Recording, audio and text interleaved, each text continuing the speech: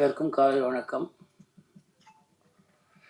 இருக்கவங்க எல்லாம் என் நண்பர்கள், வெகு நாளே நண்பர்கள். என்ன சந்தோஷமா இருக்கு எனக்கு பாரதியை பற்றி இவ்வளோ பேர் புகழ்ந்து பேசும்பொழுது எனக்கு தீராவே ரொம்ப மயிர்கூச்சரியமாக இருக்கு. எங்கள் நட்பு ரொம்ப வருஷம் நட்பு. அது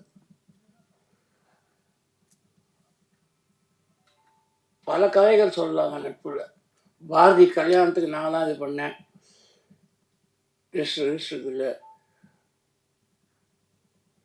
ஃபஸ்ட் டைம் நான் ஆடியோ ஃபங்க்ஷனே இதுதான் ஃபஸ்ட் டைம் வரேன். பல மீட்டிங்கு வந்திருக்கேன் நான் அதோடு. ஆனால் ஆடியோ லான்ச்சுன்னு பாரதி கூப்பிட்ட உடனே பாரதிக்கு நான் என்றைக்குமே நோ சொல்ல முடியாது இல்லை. ஆனால் ரொம்ப சந்தோஷம். இவ்வளோ பேர் பாரதியோடைய குணங்களையும் அவருடைய இதை பற்றி பேசும்போது எல்லாரும் ஒரே கருத்தோட பேசிச்சு. அதில் அவர் உயர்ந்து நிற்கிறாரு பாரதி. அதான் உண்மை. அடுத்த பெரிய பட்ஜெட்டில் பண்ண வேணாம் பாரதி. 500 கோடி 400 கோடிலாம் ஜோக் பண்ணியிருந்தேன். அதெல்லாம் பண்ணாதீங்க.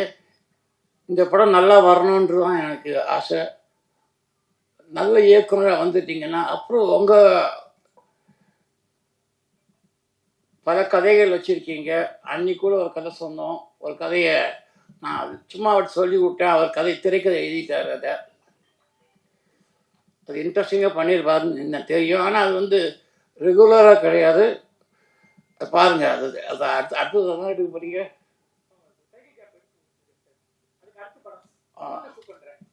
Okay okay okay. ரொம்ப அவர் தான் திரைக்கதை எழுதியிருக்கேன். ரொம்ப இன்ட்ரெஸ்டிங்காக இருக்கும். பாரதி என் வாழ்த்துக்கள் வாழ்த்துக்கள் வாழ்த்துக்கள். Okay, thank you so much. எப்படியோ மேடையில் மீரா அப்படிங்கிற படத்துலேருந்து இந்த மேடையில் பேச்சு ஸ்டார்ட் ஆச்சு. இந்த மீரா படத்தில் நான் ஒரு உதவி எடிட்டராக நான் வேலை பார்த்த காலத்தில் பிசி சார் லெலின் விட்டிஜன் சார்கிட்ட வந்துட்டு போயிட்டு இருப்பாங்க. அந்த விஷுவல்ஸை, அந்த ரஷ்ஷை முன்ன பின்ன நான் பார்த்துக்கிட்டே இருந்திருக்கிறேன். அப்படி ஒரு மேதை. ஆக்சுவலாக எப்படி இசைஞானி அவர்களை நம்ம கொண்டாடுறோமோ அதுக்கு எந்த விதத்திலும் குறைவில்லாத இந்தியாவின் ஒரு மகத்தான ஒளிப்பதிவு மேதைனா பிசி சாரை சொல்லலாம். பிசார் படங்கள் பார்த்த பிறகுதான் வீடு இவ்வளோ அழகா அப்படின்னு மௌன ராகத்துல தெரிஞ்சு. அதுக்கு முன்னாடி வரைக்கும் வீடு அழகுன்னு தெரிஞ்சதில்லை. வீடு அவ்வளோ அழகா, ஒரு காட்டன் புடவை அவ்வளோ அழகா அப்படின்னு தெரிஞ்ச படம் மௌன ராகம். நான் கமலா தேட்டர்ல திருடா திருடா படம் பார்த்துட்டு இருந்தேன். அதுல தீ தீ தித்திக்கும் தீ அப்படின்னு ஒரு பாட்டு.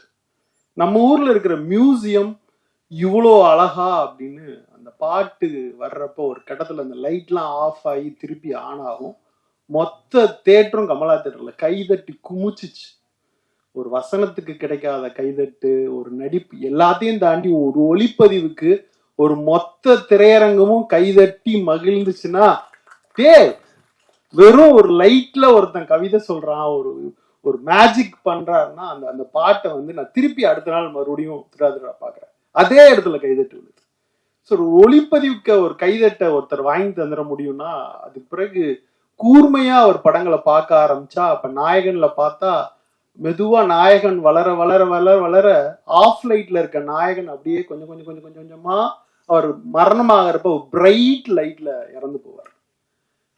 ஒரு கதாசிரியர் கதை சொல்லிட்டு இருக்க மாதிரி ஒளியில ஒரு கதையை கொஞ்சம் கொஞ்சமா சொல்லிட்டு இருக்க ஒரு மேதையா நான் பிசி சார் அவர்களை பாக்குறேன். அவருடைய டைரக்ஷன்ல குருதி புனல் ஆகட்டும், அக்னி நட்சத்திரம் ஆகட்டும். எனக்கு அக்னி நட்சத்திரத்தினுடைய போட்டோகிராஃபி எல்லாம் பயங்கர வியப்பா இருக்கும். எப்படா இது அப்படின்னு மணிசார்ட்ட ஒரு தடவை கேட்டப்ப, கார்ட்டூன் படங்கள்லாம் பாக்குற ஒரு மேஜிக்கை பண்ணணும் அப்படின்னு நானும் பிசியும் பேசிக்கிட்டு இருந்தோம். அப்படின்னு சொல்லலாம், என்ன வேணா இப்படி பண்ணலாம் அப்படி பண்ணலாம். ஆனா அந்த மேஜிக்கை ராஜா அந்த சாங்ல அப்படி இதுக்கு முன்னாடி சென்னையினுடைய எக்மோர் ரயில்வே ஸ்டேஷனை நம்ம பார்த்துருப்போமான்னு தெரியாது.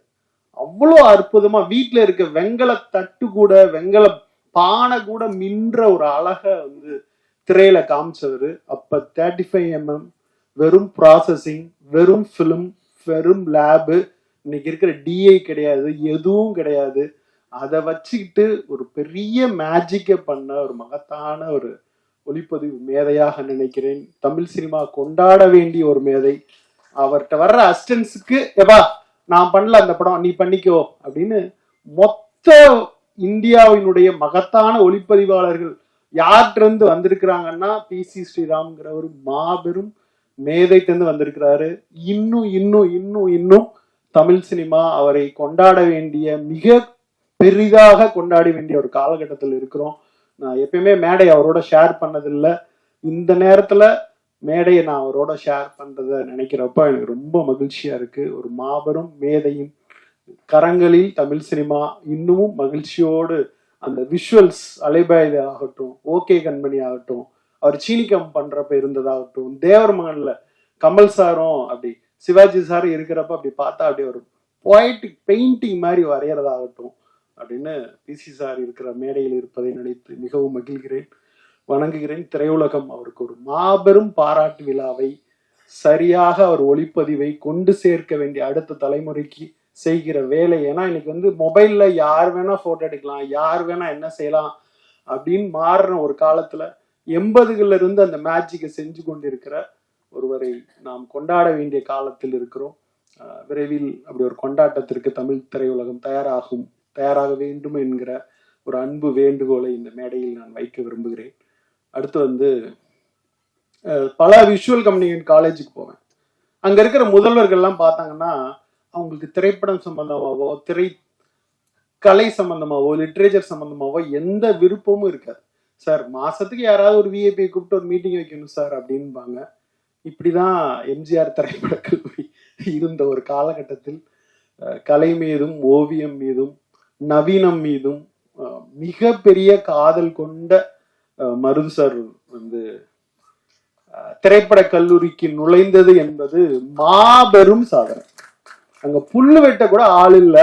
இப்பதான் நான் வெளியே கேட்டேன், 10 கோடி ரூபாய் அவர் வந்த பிறகு MGR மெடிக்கல் காலேஜ் திரைப்பட கல்லூரிக்கு சாங்ஷன் ஆயிருக்கு அப்படின்னு தகவல் சொன்னாரு. ரொம்ப மகிழ்ச்சியா இருந்துச்சு. ஆனா அங்கிருந்து வந்த திரைப்பட கல்லூரியில் தான் புலன் விசாரணையிலிருந்து, ஊமை வெளிகளிலிருந்து தமிழ் சினிமாவை மலர்ச்சி ஏற்படுத்துகிற அந்த உலகம் வந்துச்சு. அது அப்படியே மண்டி போய் கிடந்துச்சு. அப்படியே புதர் மண்டி போய் கிடந்த ஒரு இடத்துல போய் ஒளி மாதிரி இருக்கிற மருது சார் அங்க போய் அப்படியே உட்கார்ந்துருது பாக்குறப்ப ரொம்ப சந்தோஷமா இருக்கு. ஒரு திரைத்துறைக்கான, திரை மாணவர்களுக்கான ஒரு ஒளிமயமான ஒரு காலம் அந்த MGR ஃபிலிம் இன்ஸ்டியூட்டுக்கு வந்திருக்கு அப்படின்னு நான் ரொம்ப ஆழமா நம்புறேன். பெர்சனலாவும் என்னோட எல்லா படங்கள் சம்பந்தமாவும் அவர் எப்பவுமே பேசிட்டே இருப்பார். எனக்கு அங்காடி தெரு படத்தினுடைய லோகோ வரைஞ்சு கொடுக்கணும், எளிமையான படம் அப்படின்னு கேட்டேன்.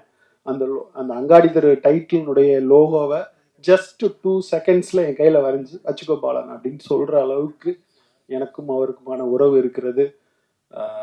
ஸோ அவரையும் இந்த மேடையில் நான் ஷேர் பண்றதை நினைச்சு மிக மகிழ்வோடு இருக்கிறேன். ரொம்ப ஆரோக்கியமான கலையின் உச்சகட்டமான 2 மேடைகள் இருக்கிற ஒரு மேடை அப்படின்னு நான் நினைக்கிறேன். ஸோ இவர்களை எல்லாம் இந்த மேடைக்கு அழைத்து வந்த MR பாரதி அவர்கள், பிருந்தா சார் மூலியமா தான் எனக்கு ரொம்ப காலத்துக்கு முன்னாடி தெரியும். ஸோ அந்த விஷுவல்ஸ் எல்லாமே பார்க்குறப்ப ஒரு இளமை ததும்பும் ஒரு படமாக இருக்கிறது. ஸோ இந்த டீமுக்கு மனமார்ந்த வாழ்த்துக்கள். நன்றி. இங்கே வந்திருக்க ப்ரெஸ் மீடியா எல்லாருக்கும் வணக்கம். அண்ட் இந்த ஸ்டேஜில் ஷேர் பண்ணுறதே எனக்கு ரொம்ப ஒரு ப்ரெஸ்டேஜாக ஃபீல் ஆகுது. ஏன்னா PC ஸ்ரீராம் சார் வந்திருக்காரு. அவர் எவ்வளோ பெரிய லெஜெண்டுன்னு எல்லாருக்குமே தெரியும் சினிமா இண்டஸ்ட்ரியில். அவர் கூட ஒரு ஸ்டேஜ் ஷேர் பண்ணுறது எனக்கு ரொம்ப ஹாப்பியாக ஃபீல் ஆகுது. தேங்க்யூ ஸோ மச் சார், நீங்கள் இந்த ஈவெண்ட்டுக்கு வந்ததுக்கு. அண்ட் இங்கே வந்திருக்க வசந்த பாலன் டைரக்டர் சார் எல்லாருக்குமே ரொம்ப நன்றி. அண்ட் எனக்கு இந்த மூவியில் கேஸ்ட் பண்ணது சாலமன் சார் தான். சார் தான் ஃபர்ஸ்ட் எனக்கு கால் பண்ணிவிட்டு இந்த மாதிரி ஒரு ப்ராஜெக்ட் இருக்கா ஹரிஷா, நீங்கள் வந்து பாருங்கள் ஆஃபீஸ்ன்னு சொல்லி. அப்போ தான் ஃபர்ஸ்ட் டைம் நான் பாரதி சாரை மீட் பண்ணேன். அண்ட் பாரதி சார் பார்த்தோன்னே ஓகே எனக்கு ஃபிக்ஸ் ஆகிடுச்சு, நீங்கள் தான் வந்து என்னோடய ட்ரீம் கேர்ள் அப்படின்னு சொல்லிட்டு ப்ராஜெக்ட் ஸ்டார்ட் பண்ணோம். அண்ட் லைக் 20-25 டேஸில் ஷூட் பண்ணோம். அண்ட் இப்போது அவுட்புட் பார்க்கும்போது ரொம்ப ஹாப்பியாக இருக்குது. பிகாஸ் ஒரு ஃப்ரேம்ஸும் அவ்வளோ அழகாக இருக்குது. சாலமன் சார், நீங்கள் you done a great job. Like thank you so much. நாங்கள் இவ்வளோ அழகாக இருக்கும்னு சொல்லி எங்களுக்கு இப்போ தான் தெரியுது ஸ்க்ரீனில் பார்க்கும்போது. அண்ட் ஹேமந்த் சார் எல்லாருக்கும் ரொம்ப தேங்க்ஸ் இந்த ப்ராஜெக்டில் ஒர்க் பண்ணதுக்கு. அண்ட் லைக் எங்க கூட ஒர்க் பண்ண co artist like Prabhu and Jeeva எல்லாருக்குமே ஒரு பெரிய தேங்க்ஸ். லைக் ஒரு ஃபேமிலி மாதிரி தான் ஒரு 15-20 டேஸ் இருந்துச்சு. ரொம்ப ஜாலியாக ஷூட் போச்சு. அண்ட் கரெக்டாக 6 ஆயிடுச்சுன்னா பேக்கப் பண்ணிடுவார் சார். ஸோ அது வந்து எல்லா ஆக்டர்ஸ்க்கும் ரொம்ப ஹாப்பியாக இருக்கும். And then thank you so much. இவங்க எல்லாமே இந்த செட்டில் அவங்க வந்தாலே அவ்வளோ கலன்னு இருக்கும், அவ்வளோ ஜாலியாக இருக்கும். And like thank you so much for like I am so pleasure to have a screen space with you. Thank you and thank you so much.